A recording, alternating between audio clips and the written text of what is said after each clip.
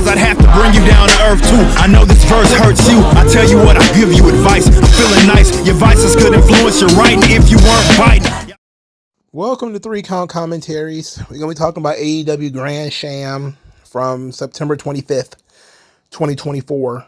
We're going to talk about news and notes first because that's going to be the bulk of the show, I think. The big note, I guess, is William Regal, who shoots down the conspiracy theory that he was spying on WWE and AEW. So that's going to be our first note. So the conspiracy theory, of course, is that William Regal was just recruiting for WWE while he was there, and that apparently he was confronted by CM Punk and FTR for being a snake. This is all alleged. We don't know whether this happened or not. But William Regal gets accosted by a fan on Twitter who says, "Thank you for everything you did for NXT and also snaking out the competition, AEW." So William Regal says, quote, "For your information, although it serves some people's agenda, and having a massive amount of people who work in AEW that can only back me up, I went to the AEW to help because Bryan Danielson asked me to. Please find me one person who can say otherwise. I arrived at 10 a.m. until 6 p.m. Eastern to train anyone who wanted to come. Apart from going to the restroom and refilling my water container, I never attended a single production meeting. As I knew, if I were to stay there, I needed people to realize I was only there to help. Nor did I ask a single question about anybody that works there's contract status. I helped at the ring with what any of the talent needed. I showered and got into a suit by 6:30, then watched the monitor with everyone else. I'm giving you the right to ask anyone who works backstage or talent, the right to ask them if I did anything but help with no agenda. Feel free. I also didn't call Tony when his mom was ill. He called me, and as soon as he told me where he was, I ended the phone call, and we spoke 2 weeks later. For your information, my deal was up in December 2028. That's when I left. These are all the facts I can prove. Anyone trying to twist this has the right to check this out. I am friendly with 60+% of the talent and backstage crew. Feel free to do some research." And there was a couple of people who came out and supported this statement, one of whom being QT Marshall.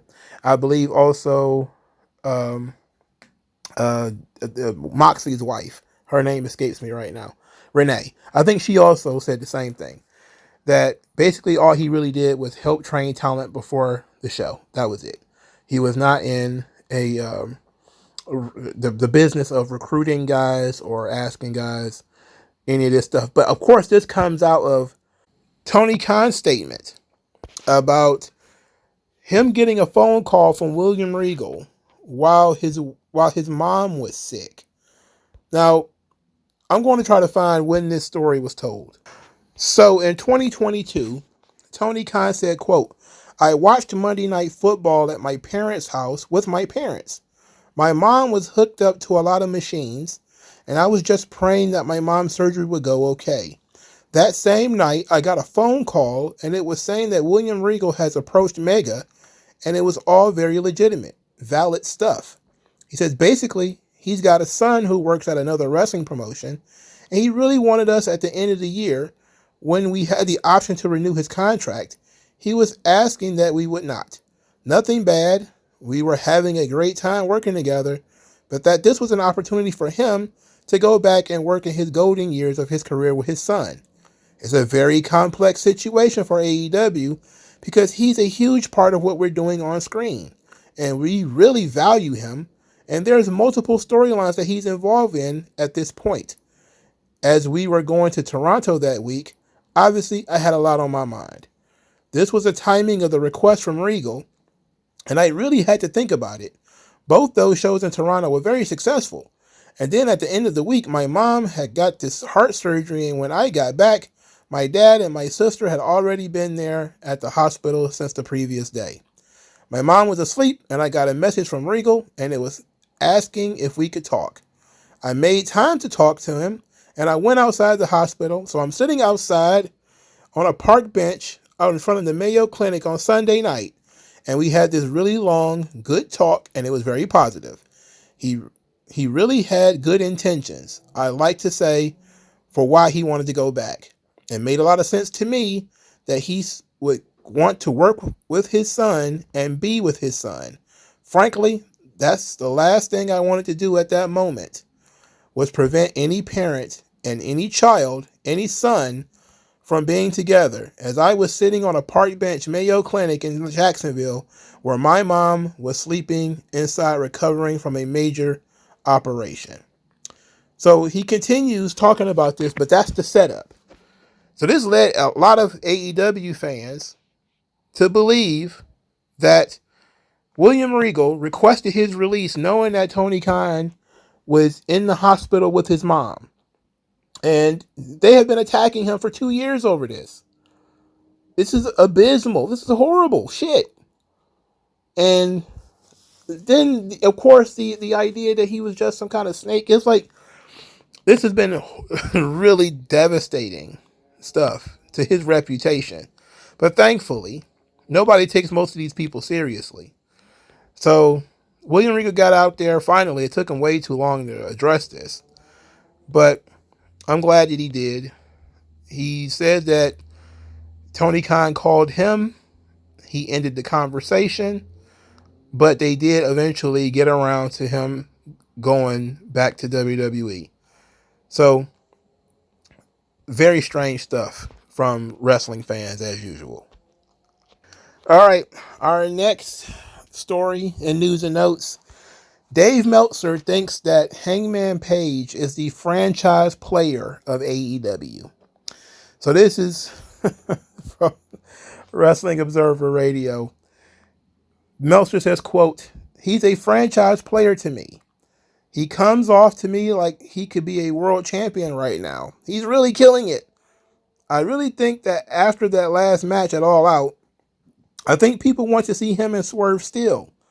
It's not run its course. It could be the best feud in the history of the company in some ways. He's got an aura now, more than he's had before. He's more confident on his promos, which is a big deal. His work has never been questioned.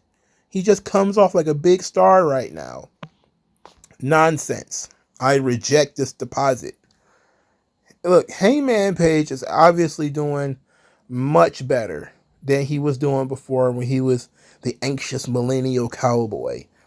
I absolutely agree that he is better as this angry, just violently angry, frustrated, guy who's had enough of this terrible person ruining his life.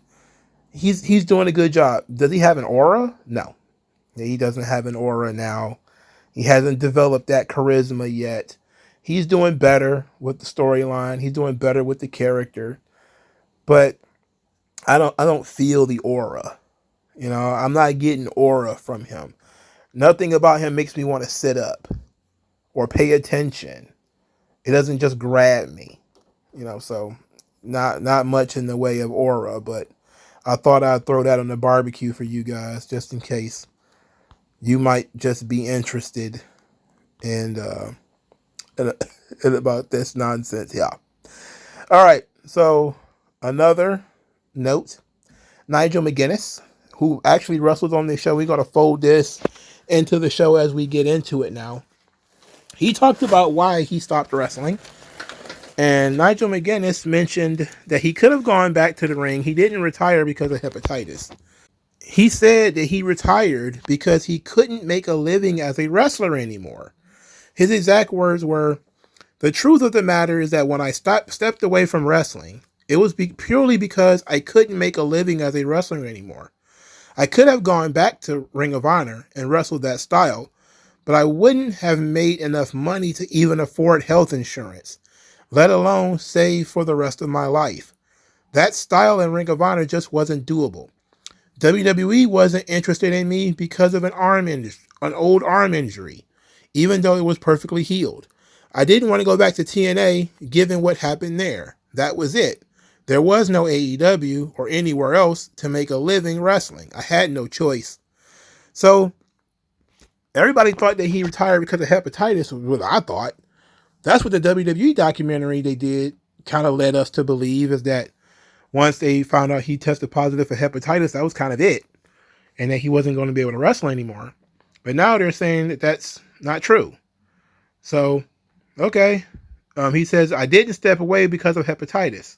I was perfectly okay to wrestle. So it's not all a factor going into this match with Danielson. Okay. So, but why was he gone for 13 years? That would be my question, right? Like, I get it. If I don't remember what year he retired in. I really don't remember.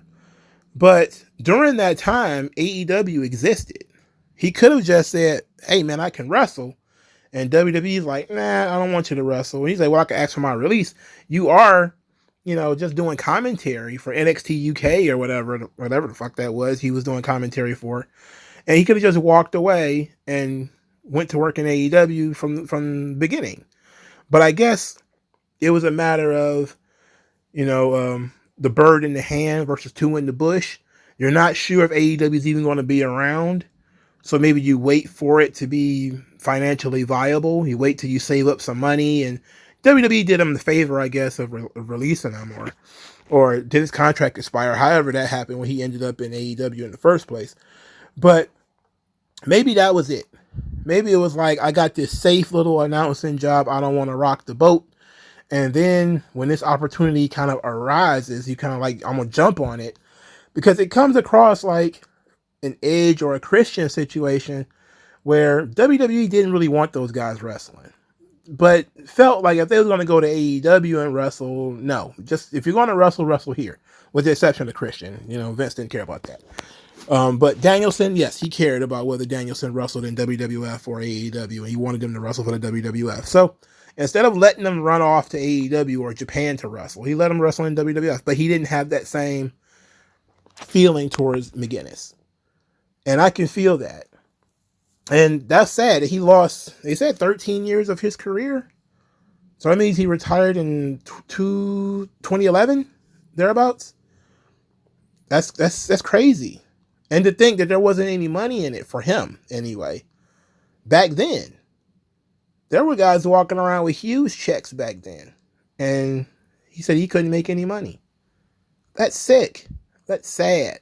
That's the state of Ring of Honor, if we're being honest. And his run with TNA was absolutely abysmal and, pissed him off. But he could have went and worked in Japan. He could have went and worked in Mexico. So I'm kind of scratching my head, about this whole thing. I don't want to call the guy a liar, but there were so many opportunities to go out there and wrestle that I'm starting to think that, Nigel might not be on the up. He might be working us here. He's a pro wrestler after all. But speaking of work, let's finally get into the show.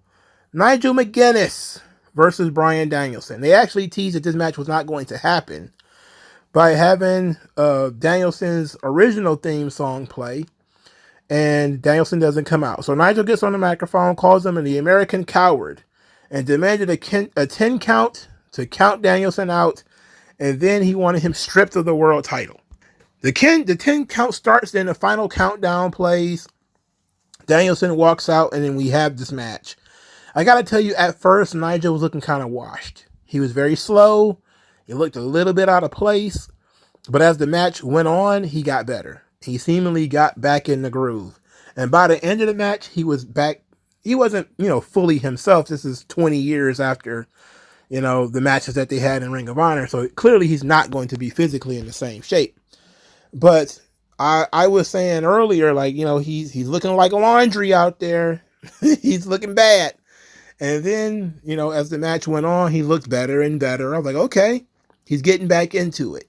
The kicks to the chest, he didn't look happy about those. He was verbally, admonishing Danielson for kicking him so hard. But the match was fine.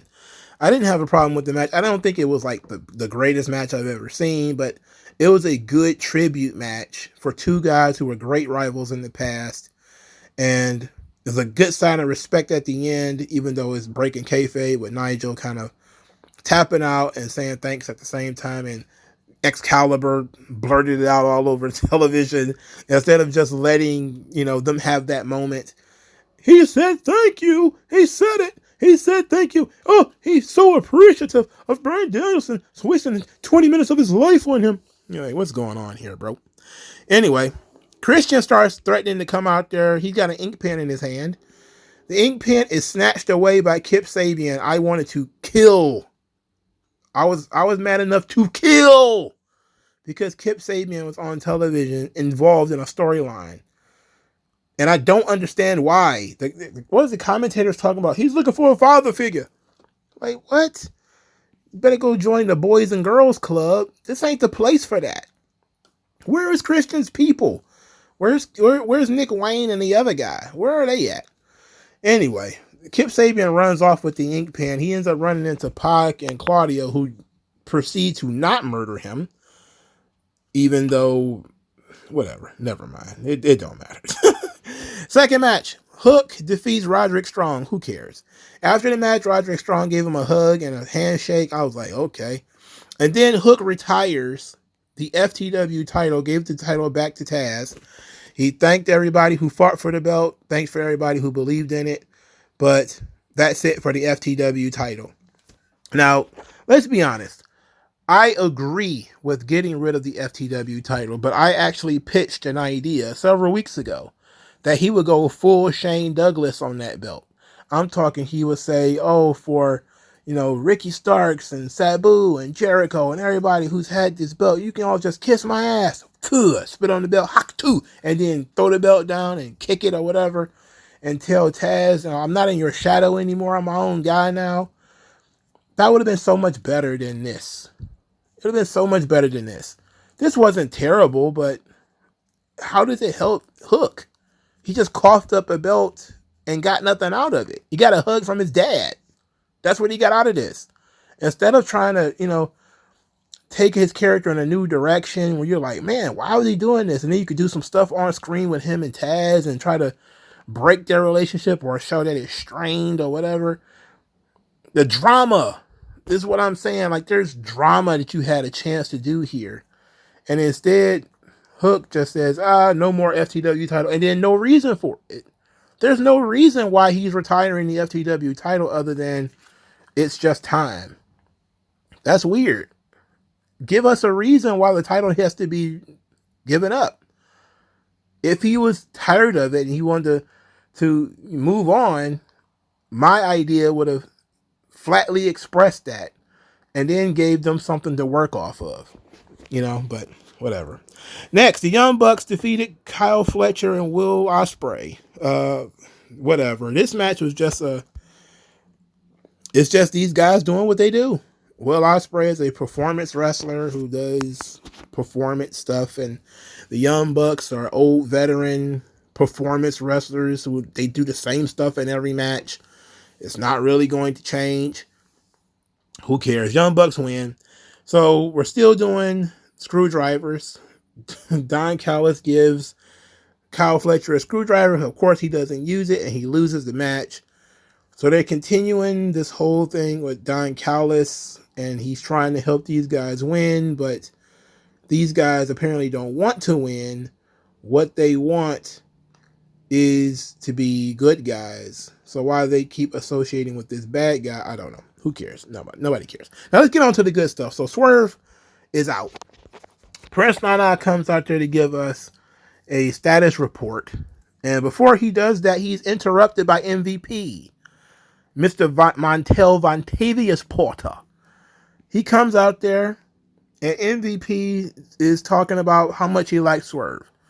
He thinks Swerve's title reign is going to be remembered and studied by future generations and all this stuff. He's the greatest athlete to step foot in AEW, all this stuff.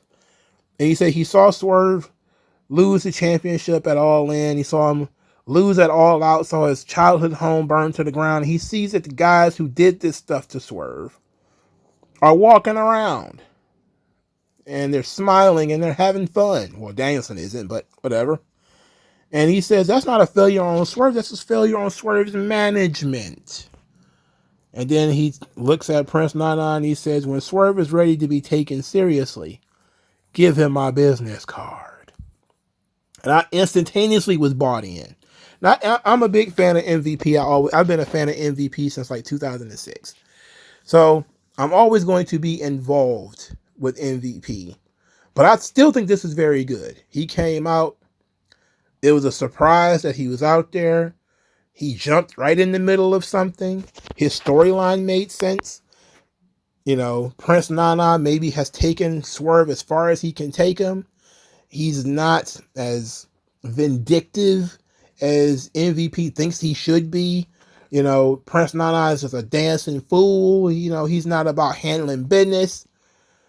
But then there's always that looming threat that I thought, like, okay, Prince Nana is going to get attacked by Bobby Lashley. This is exactly what I thought was going to happen. But what I'm thinking is that they're going to try to recruit Swerve. MVP will. Swerve will turn it down, and then Lashley is going to attack Swerve. That's what I'm thinking that they're going to do. And I like that idea. I think this is fantastic. If this works out well, it could work for everybody involved, including Prince Nana. And this is the kind of stuff you should be doing with AEW. This is stuff that makes sense. All right. Hopefully, and I'm going to throw this out there just in case anybody's listening. Hopefully these guys can save Leo Rush too. MVP, try to save Leo Rush, please. You know, try to save Private Party. You know, I know you're picking up on a pattern here, but there are some people backstage that need some help. And they apparently can't help themselves. So next, Yuka Sakazaki are defeated by Mariah May. Who is Yuka Sakazaki? This match was like 4 minutes. It was nothing. Willow Nightingale got a huge reaction when she came out to confront Willow. She confronted herself? No, she confronted Mariah May because Mariah May was about to attack Yuka again.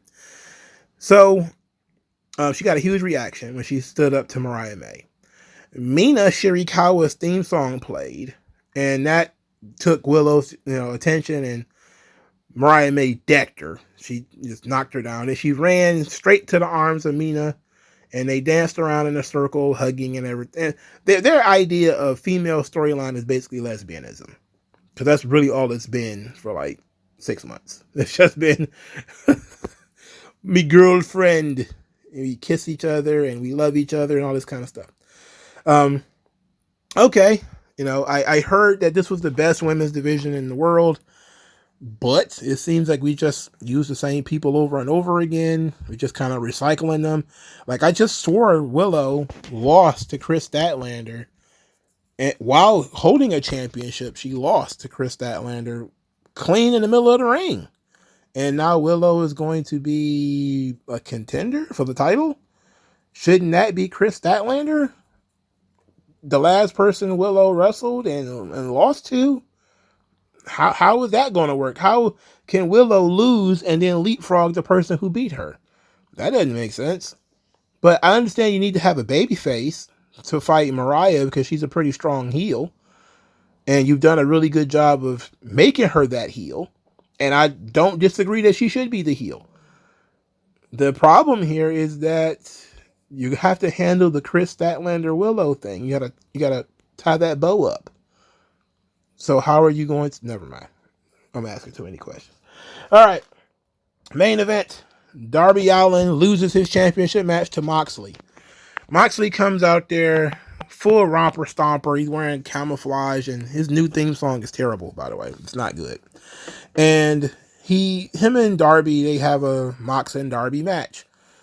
Moxley forces Darby to bite the rope, and then he kicks the rope, which is the equivalent of the curb stomp that you've seen in like American History X. You bite the pavement, and then they stomp you in the back of the head. Yeah, and that leads to him bleeding from the mouth. So that's another skinhead culture thing that they picked up. So somehow Darby Allin stuck Moxley's arm inside the ring post. I didn't know you could do that in AEW, but apparently you can. It didn't lead to anything because Moxley didn't sell the arm later or anything like that, because why would he sell? Clearly he's RoboCop. Anyway, Marina Shafir ripped up the pads outside the ring at Moxley's command. And then he reminds her that Darby Allin asked for this. And you're thinking there's going to be this huge spot on the floor. No, Darby just tried to dive on him, and Moxley moved and he hit the floor. And that was it. So he countered the coffin drop into a choke. That didn't work. Somehow they ended up on the top rope. They teeter-tottered a little bit. Moxley ended up grabbing him, doing a Death Rider from the top rope. Avalanche Death Rider, 1, 2, 3. Moxley wins. Match was okay, I guess. Not the best match I've seen from either one of these guys. So Moxley is now the number 1 contender. Danielson runs to the ring and strangles Moxley with a necktie, which reminiscent of Justin Roberts, of course. Claudio, Pac, Marina Shafir all run to the ring trying to save him from being strangled to death by Danielson. Private Party, Commander, all those guys come out there. There's a big brawl at the end before they announced that Private Party and Commander will be wrestling the Trios champions on Collision. Danielson gets on the microphone, declares war on Moxley, and challenges him to the championship match at Wrestle Dream. Which, whatever. Who cares? Dynamite was a disaster. I'm sorry, Grand Slam. It was a disaster. Most of the show I didn't really care about, especially that middle stuff. It was just nothing there except for MVP. That stuff was fun, but I guess Collision might be watchable for the first time in forever due to the overflow of stuff that they have booked for this event. But I'm looking at what the Young Bucks have said. And Nick Jackson said that he misses NXT and AEW competing on Wednesdays. He says competition breeds excellence. One thing I actually kind of miss is when we battle it out weekly on Wednesday night. It was exciting. Seeing who would have the better night. It makes you feel more alive.